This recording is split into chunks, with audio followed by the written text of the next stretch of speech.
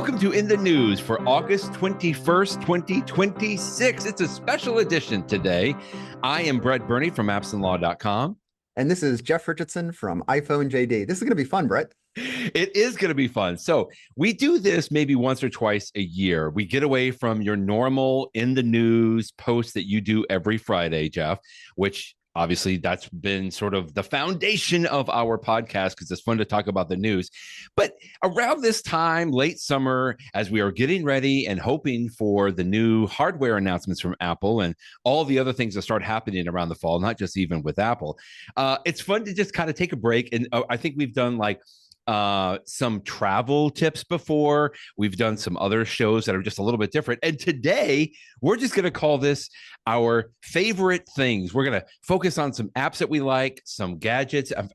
I thought of this. We'll do Raindrops on iPhones and Whiskers on gadgets. So why don't we just jump in and we'll kind of go ping pong back and forth between different apps and different products. We've got a list that we're working from, and we'll see how many that we get from. Why don't you go first, Jeff?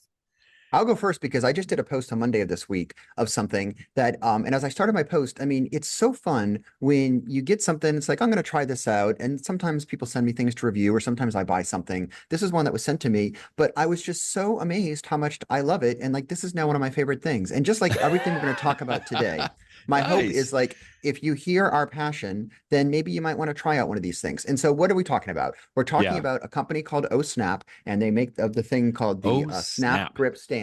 And you can see it's on the back if you're looking at the video version of this. It's attached to the back of my iPhone right now. And it just comes right off, you know, it just attaches with MagSafe. So it's just a little magnet, and you stick it on. And when you pop it up, it's just like the old pop sockets of, you know, the pop sockets are still around today. In fact, pop sockets makes one that's similar to this too, that's very thin. But this one is really nice because it just sort of extends to the back of the phone, and it pops out with these little plastic things, and you can, you know, put your finger in it or put your finger around it. And then suddenly you are holding your phone. And so it means that you can hold your phone with one hand and also use it with the same hand, depending upon, you know, how far your thumb can go.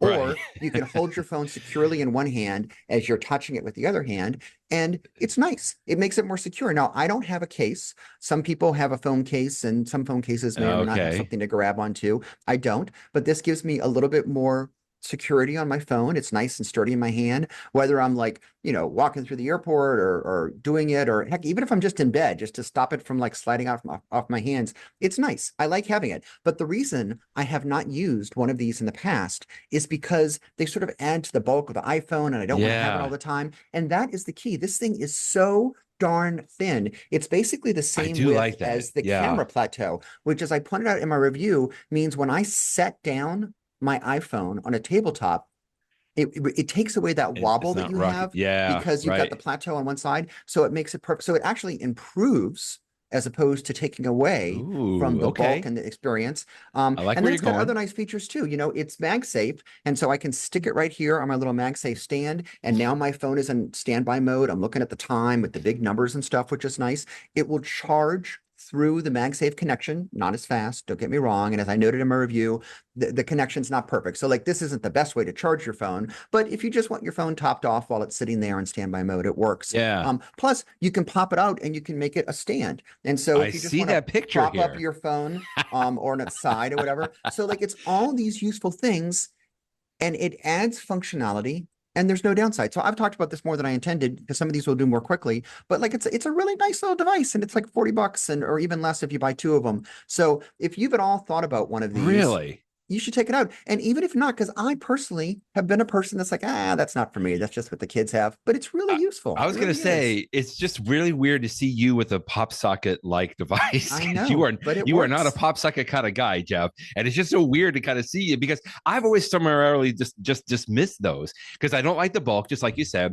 And frankly, I always thought that you had to like, there's a very strong adhesive that goes on the back of your phone. Oh, that's why I would never do it. And I didn't want to do any of that. Yeah. And so, but here's the thing. Is it strong enough? Because if it's MagSafe, it can pop off. Is it strong enough that you trust it, even if you're just kind of holding it with your finger? I mean, you've got a picture here. That is the number one thing, but it is super strong. Look at that. I mean, it is. You're holding it up there. It is not going anywhere. If I had any hesitation about it, I'd be, I'm not using this thing. No, I mean, I'm not going to hang it off of the Empire State Building like this or something like that. You know, you got to be careful, because you can pull it off if you pull hard enough, which is the whole point, because you do want to pull it off and you can do so. But Right. it's that right. I mean, believe me, the company understands this. They wouldn't have sold it if it was going to come off easily. Good point. Yeah. I don't know if it's because it's not only You the may convince circle, me. but Yeah. also this bottom part too, because MagSafe is more than just a circle, right? It extends down too. And so whatever, I mean, I guess it's just aluminum, but whatever they make this thing out of, it is really, really strong.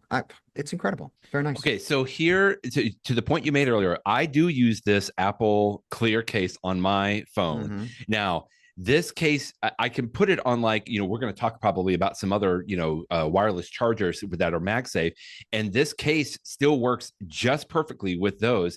But I don't know if the case would interfere with that ohsnap device on there. I don't know. Yeah, I don't know. because you just put it directly onto the back of your phone here, and I would think maybe that could be a little bit stronger. However, I know that inside this case, like if I take it off, I see the MagSafe circle in the case. In other words, Apple's has cases, they extend, right? They Right. extend it so that it's also just as strong on the outside. Now, some third-party cases may not do that, but Apple does with its. So. And then Anyway, lastly, so- you say that the other bonus, it can also be a fidget spinner. You noticed this in your I will sometimes your just sort of review. sit there and spin it around and play with it in my hand and stuff like that. And it's just a fun little thing just to sort of play with. So not that you're necessarily buy it for that reason, but Yeah, you may have convinced me. I might have to try this out. The ohsnap. Plus, I just like the fact that it's ohsnap. Okay, we won't spend as much time as we have on this, but I know you just reviewed it. I wanted to ask you about that anyway. Here's what I'm going to throw out. Bluetooth speaker. I mean, there's dozens and dozens and dozens of these, right? And I got to tell you, there's so many out there to choose from. I got a bunch of cheap ones in the past, but I got to tell you, I purchased the JBL Charge 5 from, I think I purchased it from Dell, and I think I paid a little bit more. It retails for $180, Jeff. I mean, that's just crazy for somebody to buy a Bluetooth speaker. But I have to tell you, out of all the Bluetooth speakers that I have purchased, this one to me, it allows me to connect quickly and easily, which is great. It allows multiple people in my family to connect and disconnect from it. In other words, like my wife and I both use this, and it's just so easy for us to jump on to this speaker and then start playing it. The sound is one of the best that I've heard from a regular Bluetooth speaker, and it's waterproof. Now, I'm not swam with this yet, but I just wanted to throw that out. JBL makes some other great speakers. There's just tons and tons of Bluetooth speakers out there. But if you really wanted one that I feel like is professional, consider the JBL Charge. They also make the JBL Flip, I think, is another very popular model, right? That a lot of people have on there. But this is the one that I'm going to recommend. I even got it in red. It feels sturdy. I like doing it. This is my favorite Bluetooth speaker. In fact, I take it all around the house and even travel with it sometimes. It's a little big to travel with unless you're driving or something like that. But one of my favorite speakers on there. Just wanted to throw that one out. And I'll just double check, thumbs up on that one too. I don't know if the one that I have, it looks very much like this. Maybe it's a slightly different JBL model, but it's essentially the same. It's got a nice app to it. It's very easy to carry around the house. Yeah. It's very easy to carry outside. We take it to the beach. It's nice. Now, again, when I'm inside my house, I'm using my HomePods for music. But this is, for those times when you just want to have like a little Bluetooth speaker, and I don't use it a lot, but when we do use it, it's super nice. And the JBL sound is incredible. I'm telling you, it's just amazing. I haven't done this, but my understanding is if you get two JBLs, they will put stereo mode in. I don't know if you've tried that. I have not, but now I want to. And by the way, I have the JBL Charge 5. There is a Charge 6, that is more recent. So, and it's a little bit more expensive, but they still sell the Charge 5 for a little bit less. Yeah. Okay, excellent tip. While we're on hardware, I mean, a hardware device, I've said this before in the podcast, but I just have to talk about it. The Apple Magic Keyboard for iPad. Yes. You had this for years. I never had one because I'm like, I don't use a keyboard with my iPad that much. I will tell you, it is so nice to have a device that just makes my iPad more than it was before. Everything that I always used my iPad for, using my stylus, my Apple Pencil, anything else was all the same. But once I added the Magic Keyboard, I started to do even more with it because of the keyboard, because it's so much easier to type. I don't have to like find an external keyboard and sync it. It's just always there. When I don't want the keyboard, I just lift up my iPad and take it off because it attaches magnetically. Speaking of MagSafe, it is just, and then the keyboard shortcuts are so nice. Just to give you one tiny example, I have recently been scanning a bunch of pictures that I've been finding from my parents' house because my parents are deceased, and we're going through and finding all of their photos and stuff like that and scanning them. And when I'm editing things in the Photos app, there's like a command that you can do for a photo. Apple calls it magic. What is it? You tap the three dots at the top, or I'm sorry, you tap the little thing to do an edit, and it's called the magic line, or whatever it's called. But you have to do like 16 different taps to do it. Whereas if it's in a keyboard, you just do Command E. That's it. Just Command E. And instantly it does that change to the picture. And then I hit the right arrow to go to the next one, and I do Command E again. And so once you learn those little shortcuts, I mean, again, we all know from a computer, Command P for print, Command, whatever, U for underline. We know those, right? And we would never think of moving the cursor up to find the part to make something bold or underlined or italics. We just know the shortcuts for that when you have a keyboard all the time. So it's a great product. It's expensive, whatever it is, a couple $100, but I'm telling you, if you have an iPad or an iPad Pro, they have different models. It's just so nicely made.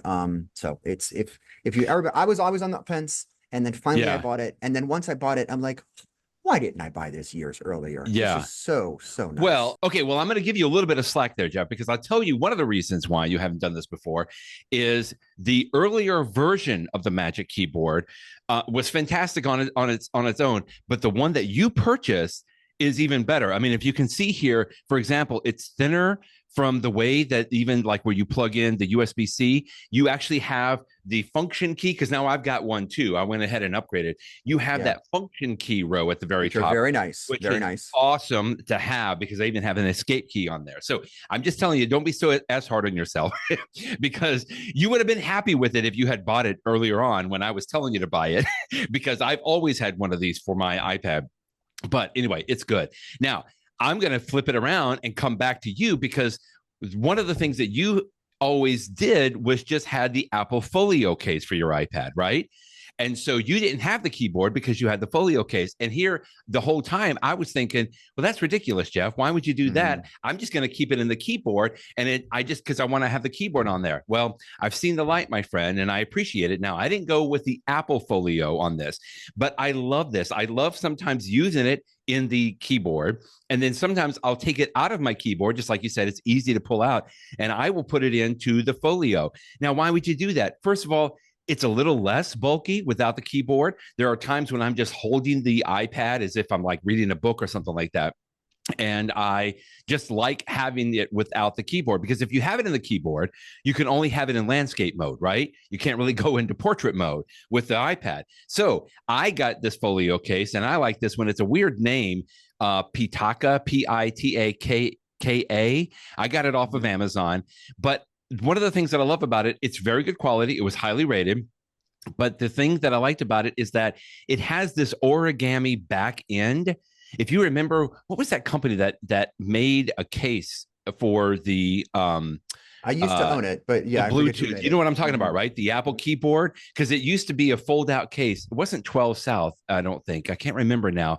Anyway, this is in a similar fashion, because what you can do now is you can see, if I'm showing the picture here, it's kind of hard to explain, but you can origami the back, and you can just fold it up so that basically it becomes a stand for the iPad. And I just like this. I mean, the Apple Folio is fantastic, but I went ahead and got this, the Pitaka Folio case for the iPad. And then both of us have the iPad Pro, 13-inch. Anyway, this works out great for my needs. So there's both the key. Now I carry both the Apple Magic Keyboard for the iPad and this Folio. And it sort of just depends on the mood that I'm in, on which one that I have the iPad in at any time. And it's very easy to move them back and forth. Yeah, there were two Folio cases I used to use. Originally one by a company called Incase, and then more recently the Canopy by Studio Neat, which were all very good. Okay, I'm going to switch to an app, and this is a new app to talk about. This is an app called Unforgetful. Okay. Oh, and okay. It comes from Marco Arment, who we like Marco. Yeah, he's on the what's the name of the podcast he's on? Goodness, it's a very popular podcast. Is it Accidental? Accidental Tech, ATP, the Accidental Tech podcast. But he also creates the app called Overcast, which I guess I'll do two for one. Overcast is my favorite app for listening to podcasts. Every once in a while, I'll use the Apple Yeah, here Podcast it app is. for a specific reason, but I keep going back to Overcast because even everything that I love within Same. the Apple Podcast app, like for example, Yeah. they had transcripts for a while. Now Overcast has that too. And in fact, Overcast does them better. So Overcast is a great app for podcasts, but the same person, Marco, he made an app called Unforgetful. And his sort of shtick on it was that, he says, Marco, probably have ADHD, Here that, it is. I lose Probably. focus on things. And he says that the Apple Reminders app, it's really good for putting a reminder in there. You can just say, hey, Right. who, remind me Right. to do such and such at such and such a time. And it stores that. But what he doesn't like is that when the reminder then comes up from the built-in Reminders app, if you don't pay attention to it at first, it can just sort of go away. And then like you forget about it and you never come back. So what he does with Unforgetful is it uses the underlying Apple Reminders database. So just create the reminder the same way you always do, which is typically going to be using Siri. But instead, go to the Settings app and turn off notifications for the built-in Reminders app. You're not going to need them. And instead, you only have reminders turned on for this Unforgetful app. And it has a really nice interface that when something comes up, like you have it's going to always be there until you've done the task. So like it'll come up and you can't just make it go away. When it pops up, I mean, you can go away, but you could basically say either it's done or remind me again in 1 hour, in 4 hours, tomorrow. It's like all little options right there that make it super easy. And the idea is you'll keep getting, they're not ridiculously annoying reminders, but you'll keep getting reminders. If you ever create a reminder that doesn't have a date associated with it, if you put in the Reminders app, don't forget to, pick up my laundry. If you don't put a date, the Reminders app will never tell you unless you just happen to go to the Reminders app and see it. But Unforgetful will. If there's no date or time associated, it will let you know. I think you can set it in the app. It's like 9 o'clock in the morning or something like that. But it will just tell you. And if you have multiple reminders at the same time, I think it spaces them out so you don't get them all at once. So I just started using this app over the weekend. It's a brand new app, and I can already tell it's better. And again, it's not like you're not using the built-in Reminders app. You still are, and you can still edit things there. But Unforgetful is the way to give you notifications. And the last thing that I'll say is, although, of course, things are on my iPad, I wear an Apple Watch. So that's where I'm usually getting my notifications. And so it works great. So like the Unforgetful app will give me a notification on my watch, and I can either say done if it's done, or remind me tomorrow, remind me in an hour, remind me in 4 hours. So if you consider reminders important to you, you should check out this app. It's worth doing. It's I forget what it is. It's got a fee to it, but it's got a very generous 1 month free trial. So like a month is more than enough time for you to decide whether you like it or not. And then if you do like it, you can go ahead and buy it. And I forget how much it was, but it wasn't terribly much, whatever it was. I'm definitely going to try this. I can't find the pricing on this, but I love that because sometimes those reminders do come on my lock screen, and I don't try to. I'm like, oh, I just got to leave that, and I hope that it'll stay around because I want to be remembered. So, if there was one app that I want to pay for, it would be something from Marco Arment. And boy, he's really leaning into this on the ADHD. He says, never lose a task for procrastinators, ADHD, and forgetful people. Zero shame or judgment.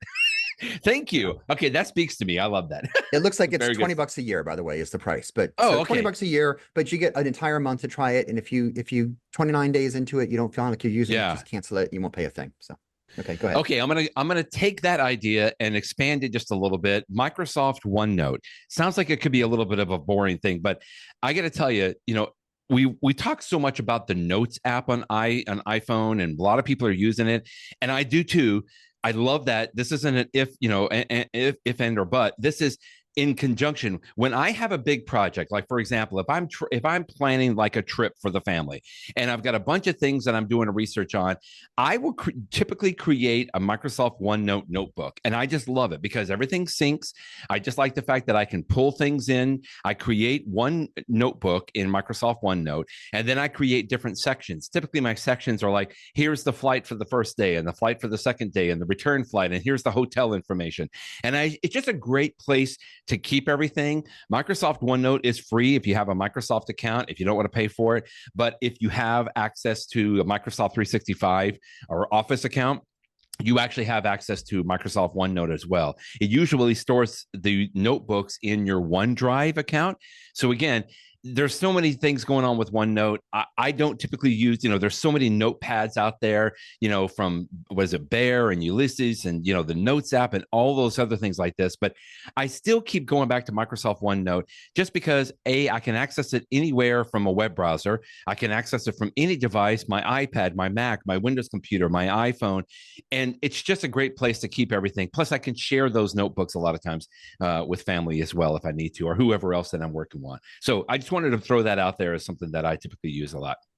Good tip. My next one's another hardware tip, the Anker laptop power bank. Ooh, let's talk some This Anker stuff. is a device that I love it. I use it all the time. It is a little sort of big, but not too horrible. I mean, it's got some weight to it, but you can definitely put it into your bag, and it just has a ton of power. It can charge an iPad. It can charge an iPhone. It can charge an iPhone many, many, many times over, and it can charge multiple things at once. Plus, it's got built-in cords. Yeah. Both the handle is a cord, and there's a pull-out cord at the top. I use it when I'm using my Apple Vision Pro because it wears down the battery a lot. So I'll just sit there on the couch and plug it into this, and I've got basically unlimited power. When I travel, when I go to a deposition, I can't always trust that there's going to be a power source where I'm sitting in the conference room, but I just have this next to me, and then my iPad on my phone's got unlimited power. I use it for travel, for vacation. So it's a great device. It's around $100, and once you buy it, you will use it over and over again. It's got a display that tells you how much power is left. I mean, I've purchased them for other friends and family, and they all love them. It's great.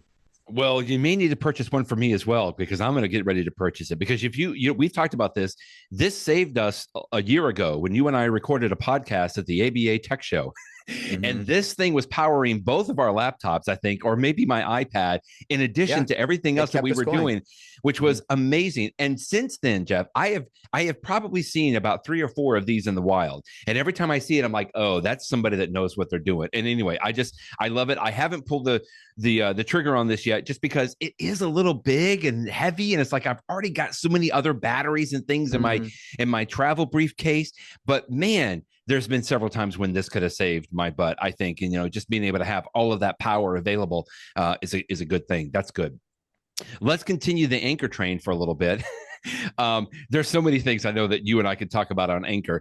This is one of my favorite devices that now has a permanent place in my travel bag, which is the Anker 7 GaNPrime. Now, Anker makes all kinds of what, I guess I call them like the wall chargers, right? You see these all the time. I usually get rid of all of those Apple wall chargers, the white ones, all the time, just because, they're really built for just maybe one thing at a time. I only carry this one wall charger now, and I elected to get the 120 watt because this now can power 3 devices at the same time, and it's great. Again, they make tons of little smaller ones that people can get. The 65 watt, the higher you go up, the more power that it can provide to your devices at any one time. But this has become my favorite. And then in addition to that, I also have several Anker cables, USB-C to USB-C cables. And I like these Anker cables. A lot of times you and I have talked about this. These are braided cables. And so they don't rip and tear. I mean, I can't tell you how many times I've seen some of those Apple cables like bend. They've been bent so many times that then the wires are starting to come out. Get yourself some very good high-end braided cables, whether it's USB-C to C or USB-A to USB-C, whatever it is that you need. Anker probably makes it. Others good ones are Belkin, you and I have talked about before. But this is pretty much all that I travel with. I've got like 4 Anker USB-C to C cables that I travel with. Some are a little bit longer, a couple of 3 feet, 3 footers and 6 footers. And then I use that GaNPrime, and it's fantastic. This is now my travel grouping that I have. Yeah, the GaN stuff, capital G, lowercase a, capital N is great because it means that the charger is much smaller and it's very powerful. And I use a different brand of one, but having a 3 USB-C and a single charger is just wonderful for travel. I use it all the time. My next tip is going to be another Anker product, maybe the last one I'll do. Yeah, I just love this one so much. And you can probably guess, it's the GaNPrime wireless charging station. This is one of those 3-in-1 charge things. So like you plug it in, it just sits there on your desk, on your nightstand, or next to your computer, wherever you are, and it can charge your iPhone. and at the same time, it can charge your Apple Watch, and at the same time, it can charge your AirPods. And it's so useful. And I've used a number of 3-in-1 wireless chargers over the years. In fact, I have a different one in front of me at my office here. But this Anker Prime one, it folds up so nice and small, and it's just so useful that I bought one originally for my wife because she wanted one, and I coveted it so much that I bought myself one too when it came on a little bit sale for Amazon Prime Day or something like that.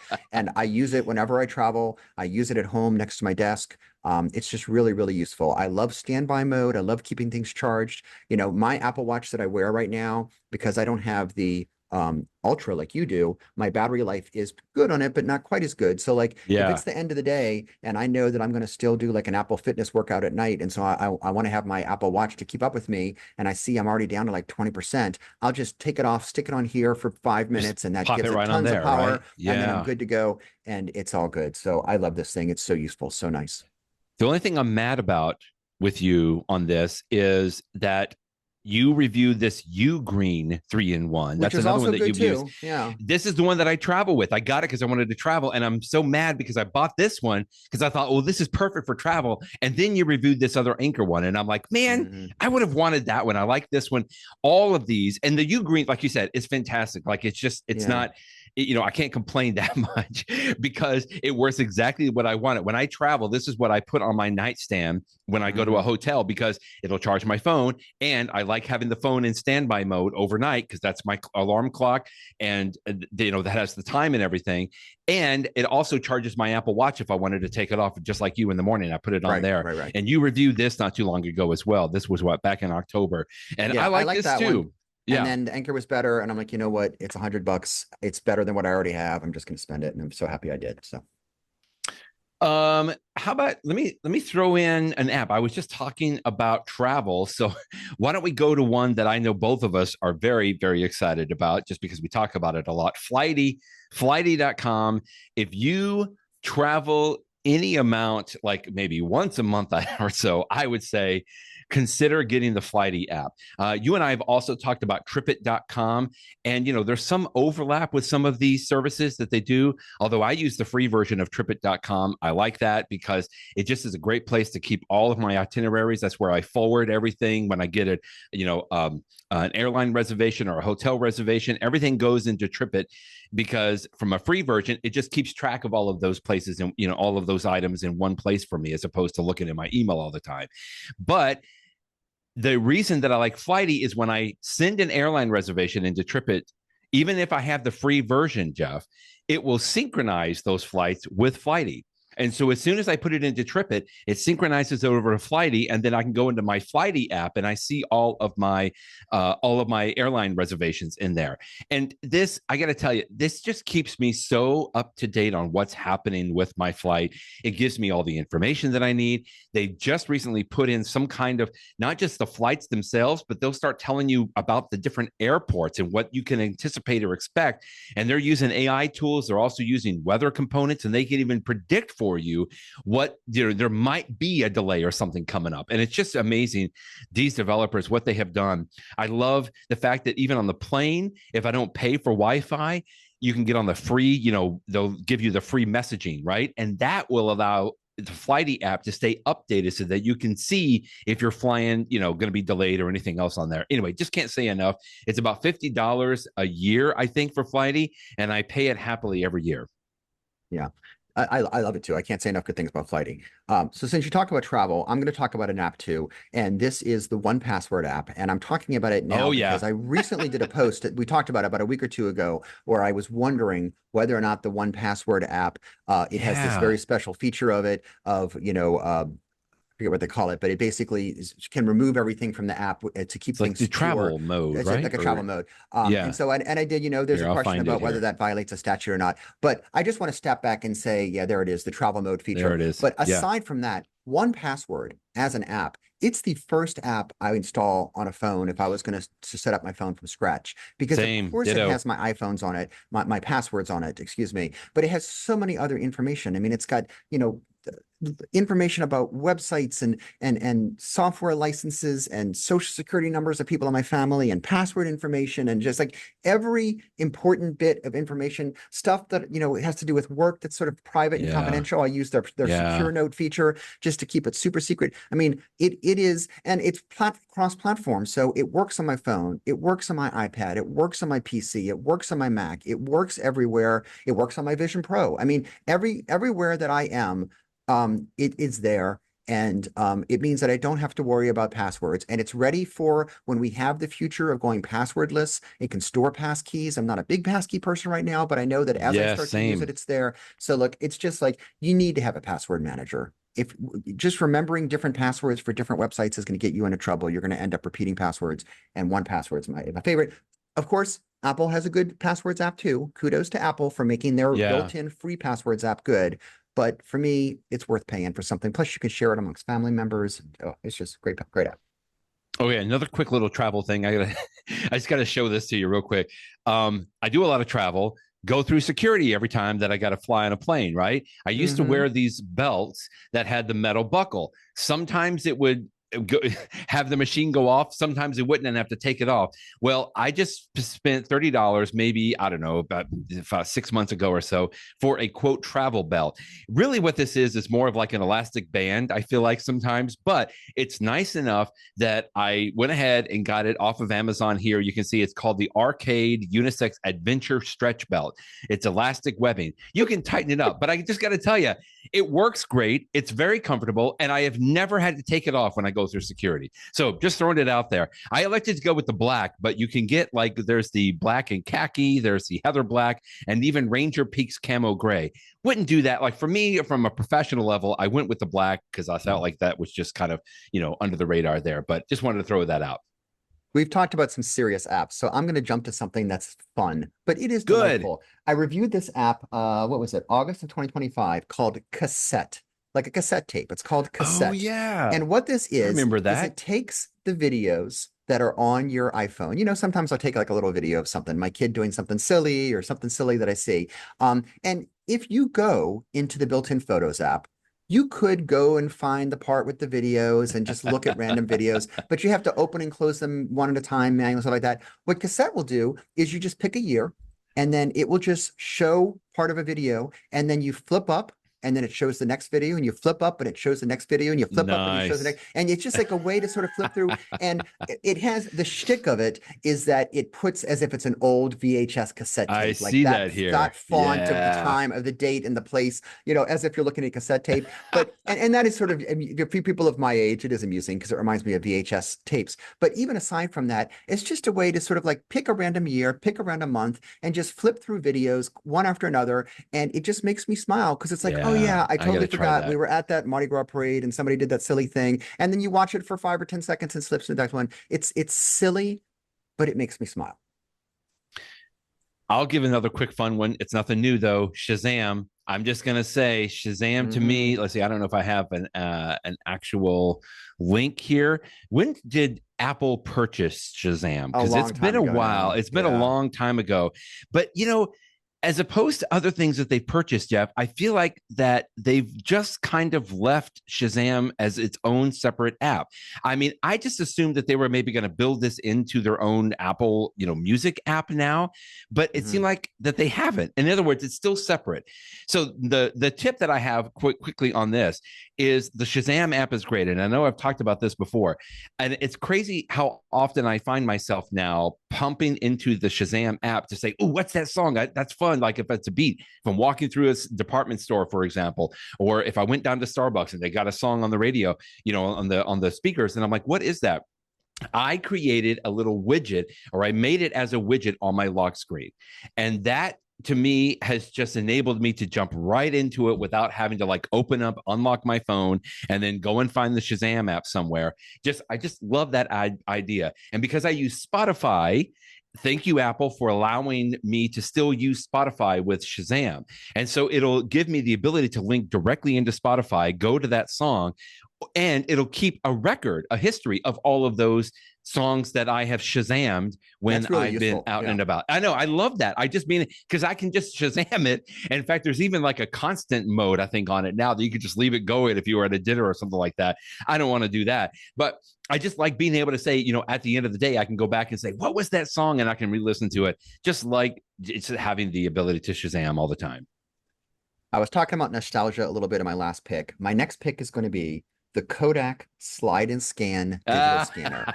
And this is something I reviewed it, when was it? About a year ago, but I used it as recently as last night. As I mentioned before, I've been going through my parents' house and finding all sorts of like old photos from the 80s and the 90s and the 2000s. And also many times they will get like, you know, they have all the photos that are still in the envelope where they developed them at the drugstore, but they still have the strips, right? You know, the 35 millimeter strips in there. And the thing is, I can scan the actual photo on my scanner and it does a pretty good job. But if you actually have the film strip and you slide that into here, you end up getting a better quality photo. Now, I will tell you that some of these film strips over time, they do through age tend to color. So like if I find some film strips from way back in the 80s, sometimes when I first scan it, it will be a little yellow or a little red, like it'll have a color tint to it, just because the film changes over time. But if I then just use whatever photo program you use, I use Photomator, but whatever one you want to use to adjust you can use Photoshop for this, you know, you can adjust the levels like the red and the yellow and the green. The Photos app can do this built in too. When all you do is just, you know, dial up or down the red, yellow, or green. It just takes a second. And then suddenly you have a pretty good looking strip. And this Kodak product, it's a consumer product. It's not a professional product. And so it's not going to be, you're not going to be, you know, contributing the photo to National Geographic or something like that. But it is more than good enough to have a nice version. And again, it's better than just scanning, unless you have like a big 8x10. Well, if you scan an 8x10, that's big. But if it's just like a 4x6 or 5x7 or 3x5, you can typically get better quality. Now, sometimes there'll be dust on it. You have to clean those up too. But the point is that you can very quickly go through and take all these old photos and you bring them to life again. And suddenly, you know, my 30th birthday party that I haven't seen since I was 30, I suddenly have those pictures again on my iPhone and my iPad, and it's fun and it's pretty quick to scan. So like I said, I've been using it a lot lately. I was just using it last night, and it works really, really well. And while I'm here, I'm just going to have a companion tip that for these old videos that I found at my parents' house, whether it was 8mm film or even like a whole bunch of VHS, you know, VHS-C cassette tapes. I used a service called Legacy Box, and you send them off to Legacy Box. You wait a couple weeks, and they send you the digital versions. And I've now done that for every video that was in my parents' house. I have literally, I don't even know how many multiple hundreds of videos. I haven't even started to process them all yet. I'm going to be doing this over the next few years, you know, bringing them into like Final Cut Pro or whatever and editing them down and stuff like that. But the videos are preserved. I no longer have to worry about the 8mm film or the VHS, because VHS cassette tapes are just horrible. They get, you know, scrambled over time. That's right. That's right. Them up. So at least I now have them all digitized. And so anyway, if you're finding old pictures or old photos or old videos, these are just great to have. And then it's done forever. I've not used Legacy Box, but I think I will, because I can tell this is you know, there's been multiple dozens of these types of companies, and I can't remember the one that I did use before. It wasn't Legacy Box, and it was fine, but it's like I want to be able to trust. I mean, you're sending these people very precious items, right? And to your point, I was like, I know that everybody listening to this probably has those projects on the back burner. It's like, oh, one day I'm going to get to those old pictures or those old slides or those old VHS tapes. We've got several of them as well. And I would just encourage you, like, don't wait too much longer, because every day that you wait is another day that it could degrade a little bit worse. And it's just, to your point, Jeff, it just makes people happy when you can go back and see some of those pictures before. I've got a bunch of our what were they were the Super 8? What was the smaller? I had one of those Casio little cameras. Yeah, the Super 8. And it's tons of our daughter's like early years. And my wife has constantly been asking me, like, are you ever going to do those? You're going to do those? And I'm like, well, I have to get like the right cables and everything. I just need to get them sent off, get them converted into digitized so that we have them, because it's going to make us so happy when we have them. Yeah, good stuff there. Okay, I'm going to go back to a couple. Well, I guess I'll call it a travel tip, but eSIMs. So I just wanted to let people know about a couple of apps that I've used. This is typically for when you are traveling and you need to have data access when you're traveling. Now, there's multiple ways to do this. A lot of people have AT&T or Verizon or T-Mobile, and so when they travel internationally to a different country, they just maybe pay $10 a day or whatever it is. I think you've done that before, maybe for AT&T. That's the easiest thing to do. I completely agree with that. It's the easiest thing to do. However, when I travel internationally, I'm not so concerned about having the ability to do phone calls, but I absolutely have to have data access because that's how I pay for things. That's how I get on the transit. That's how I get my boarding pass.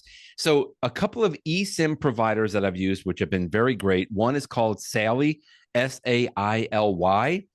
And the other one that I've used is called GigSky. Now, there's several others out there like Aralo and others that are out there, but I'm just going to tell you, these things work great. You can add them as an eSIM stands for basically an electronic SIM card, right? So you don't have to get a physical card. You just add it, and then you can go into your cellular settings on your phone, and you can pick which cellular plan that you want to use. And in these cases, you would just pick the GigSky or the Saily. Both of them have apps. It explains everything you need to know in there.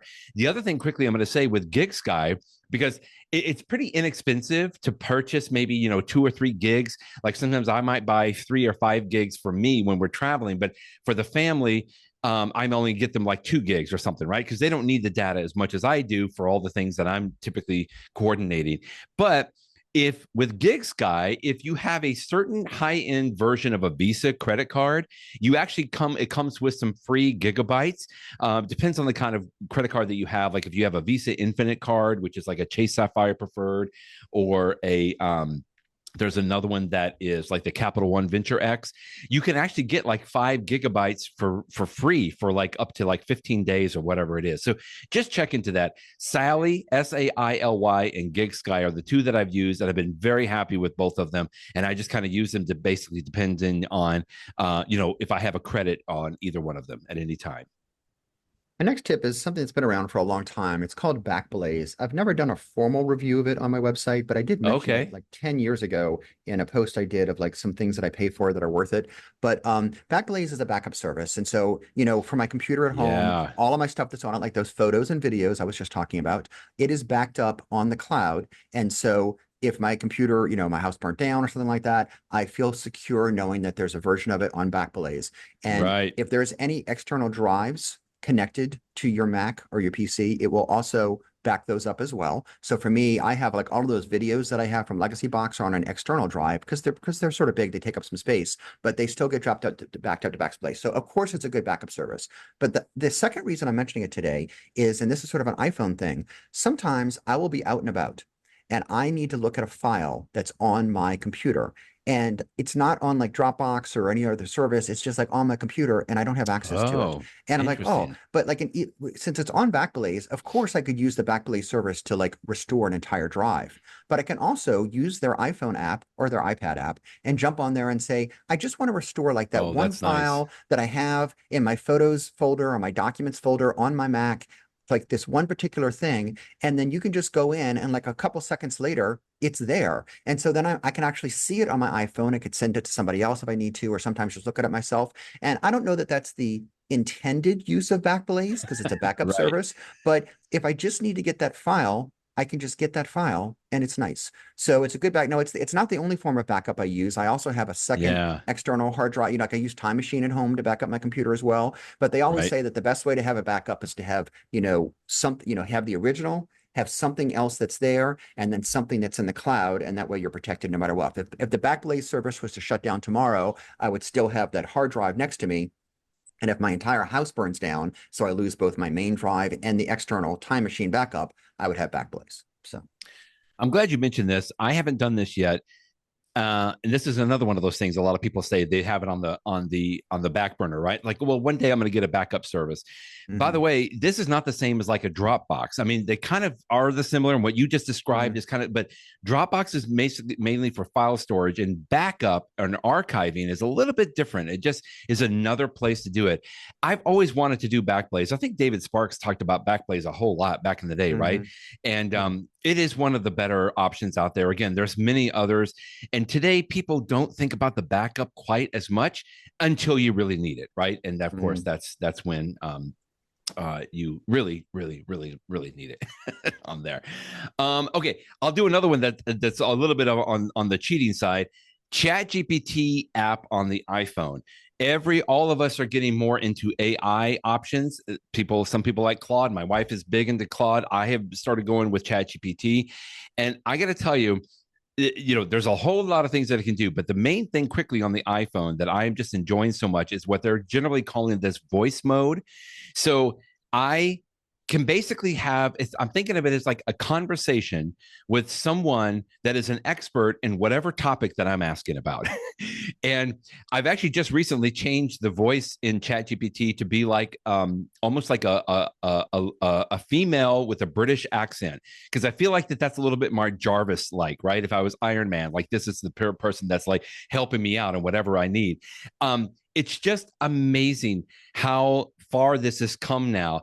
And I was just driving recently for a few hours today, and I literally had this app open, and I was just like having a conversation, not because I wanted a friend, but because I wanted information about a particular topic. And I would just kind of keep asking and dig a little bit deep. Can you look at this? Oh, well, that makes me think about this. And what about this? And it's just an amazing way I'll give you another quick example. My wife used Claude to do this. Yesterday, we were out walking the dog, and the dog all of a sudden started sniffing the ground and then rolling in this particular area. And my wife was like, why do dogs do that? She asked Claude, and we basically had a conversation of exactly why dogs actually start rolling around. And if you really want to know, it's because whatever the smell is, a lot of times they'll roll around and get the scent on them so they can take that scent back to the pack. That's what Claude told us, at least. But it's like I would have never known, because I was just yelling at the dog, like, stop rolling around. But there's a purpose for it on there. So anyway, that's my tip. And I have this as a widget on my lock screen as well. So anytime that I a thought comes or a question comes to my mind, I just pop open ChatGPT in voice mode, and it also keeps track of all of that interaction on the back end too. So if I want to reference it later, I can do that. Two quick questions. Number one, do you pay for ChatGPT or just use the free version? I pay for ChatGPT. Okay. I decided to go and pay for that because I feel like it's the extra security, and it opens it up to some additional features. And my question number two is, once we have the better version of Siri in iOS 27, are you going to continue to use, or will this replace it? And you don't know the answer to that, but it will be interesting. I don't know yet, because it will have some of those same features. So I've thought about that, because again, you and I talked about this, and we'll talk about it more in the next few months. The fact that Siri, I would think of Siri when it comes with the AI as more of like my personal assistant, from the standpoint of like, put that on the calendar, reply to Jeff in this text message, do this kind of a thing. Whereas ChatGPT, again, is like, that's the Encyclopedia Britannica expert on whatever topic that I'm asking, and I can just will have that in iOS 27 too. They call it. I know. So we'll see. We'll see if it says good. We'll have to see. Yeah. Okay.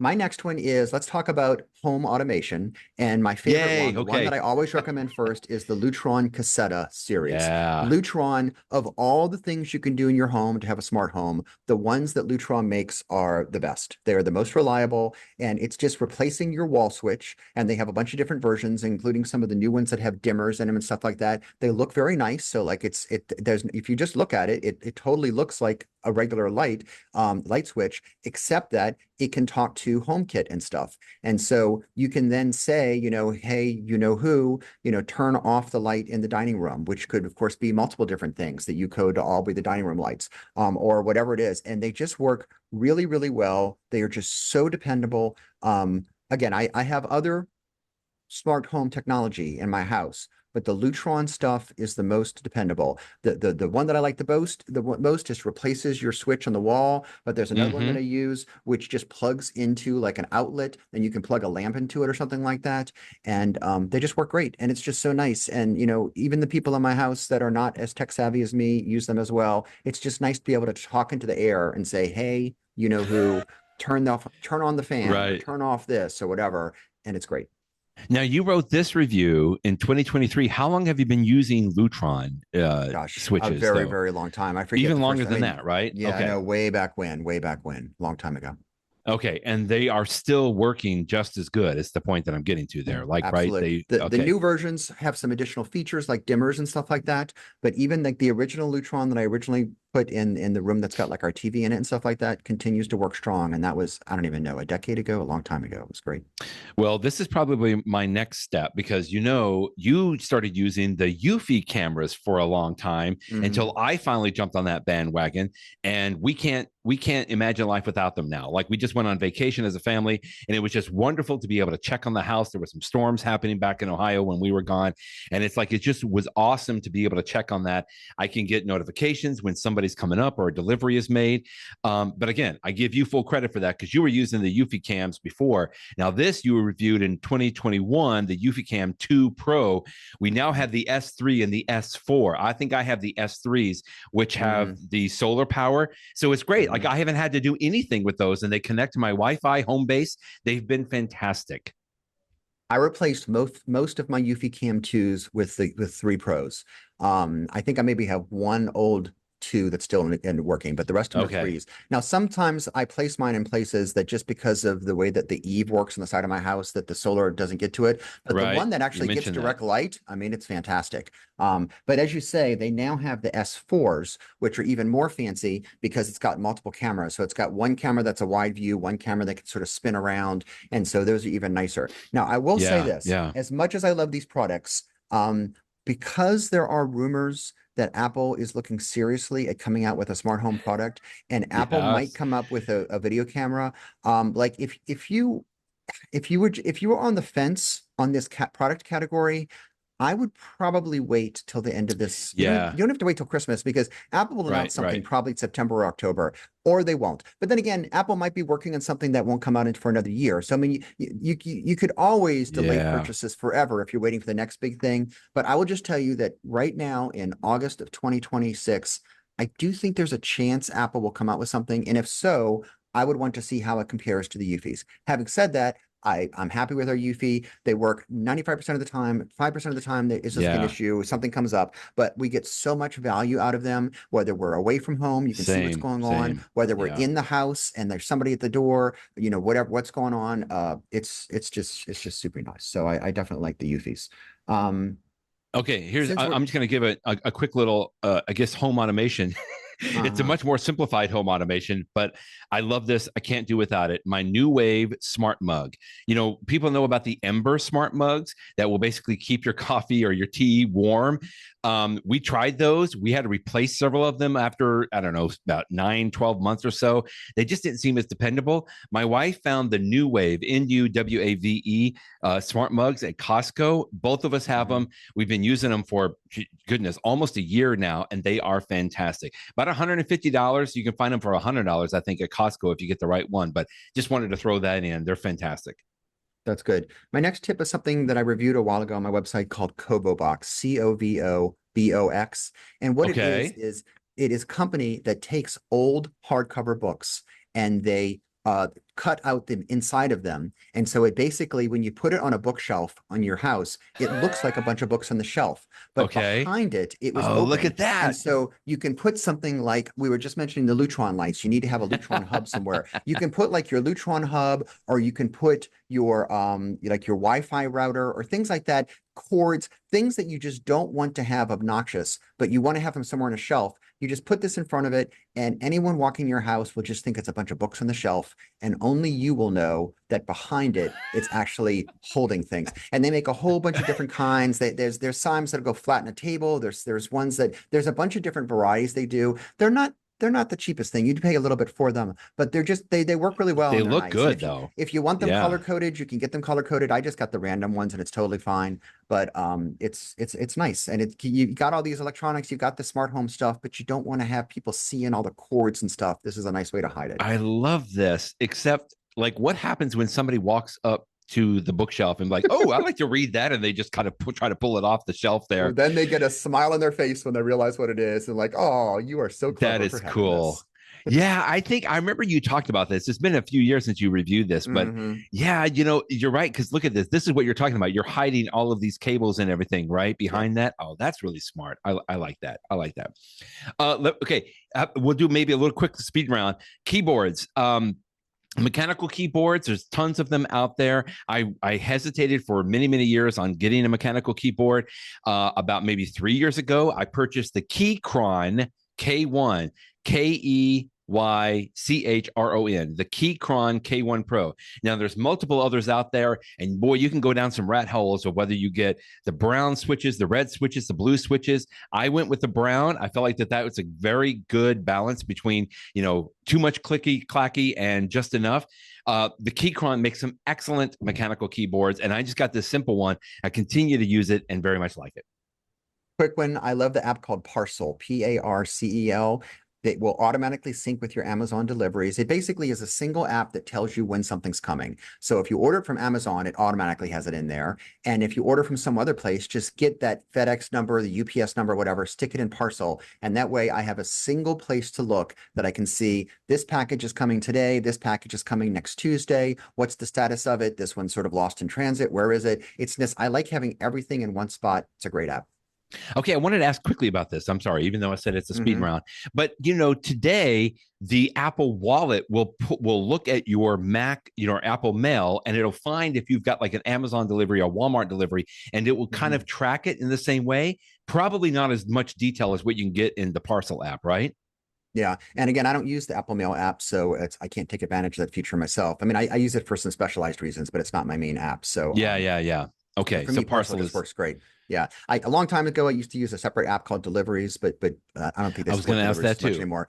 Parcel's a new one, and it works great. Works fantastic. Okay, honorable mention, of course, Scanner Pro. I mean, I use Scanner Pro all the time on both my iPhone and my iPad. In fact, I have a flat scanner, similar to what we were just talking about earlier with like the pictures or, the slides and stuff. I have a flat scanner that I've had in my office. I don't know that I've even used that. Or the Fujitsu ScanSnap was a big thing for many years. Yeah, I don't even use that anymore, Jeff, because the cameras on my iPhone and my iPad are so good, and I use it with this Scanner Pro app. It's just it's a must-have. Like, I'm with you. The first apps that I install on any new iPhone or Mac is going to be 1Password, typically, because that has all my passwords for everything, including my passwords probably for Scanner Pro as well. But I use it all the time for just receipts, for book articles that I want to preserve and save, for example. Just really, really great. Yeah. And if we're getting close to the end here, but I might end up with one of my all-time favorites, the Goodnotes app for taking handwritten notes. Oh, yes. Along with the Apple Pencil stylus for writing those handwritten notes. I use it throughout the day, every day, when I'm in meetings, when I'm on phone calls, anytime I'm jotting things down at home. It's just, I like having the little organized notebooks. It's just, Goodnotes is such a fantastic app. I could not be a bigger fan of it. And you continue to use Goodnotes. The other big one that I know we talk about almost every time when you bring it up is Notability. I've tended to use Notability. In fact, I think I got a subscription for my daughter. She's in nursing school, and she uses Notability all the time for similar to things what you're talking about. Is that, anytime she's got notes or she's got images or pictures that she wants to, take notes on. I mean, both of these, I'm thrilled that there's the competition between Goodnotes and Notability, because anytime one app offers a new feature, the other one will come along pretty soon after this. And I know you just continue to love it. And it's just great to be able to have access into Goodnotes.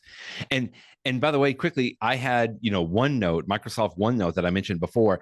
Again, I think of these as separate things. I will turn typically to Goodnotes and Notability if I'm like handwriting, typically with my Apple Pencil on something like a PDF file. But Microsoft OneNote is almost like, well, the way I typically would describe it, Jeff, and you'll get this, Microsoft OneNote is like the old Trapper Keeper that we used to use when we were in middle school and high school, right? It's like a place where I can just stuff everything, and it keeps track of everything for me. Whereas Goodnotes or Notability is like carrying around a yellow legal pad, right? If I just want to, write some notes or something like that. And that's sort of how I think about it as well. We should probably stop there. I mean, I could keep going. We can go on for another 5 hours, but I think that's enough. So. That's good. Well, thanks everybody for listening. And hey, once Jeff posts this on iPhone JD, feel free to jump into the comments and add some of your own tips or gadgets or things. We always enjoy seeing those things and hearing from folks. Always, you're welcome to always reach out to us and let us know what apps that you're using these days that we would be interested in looking at as well. Thanks, Jeff, and we'll talk with you next week. Thanks, Brett. Bye-bye, everybody.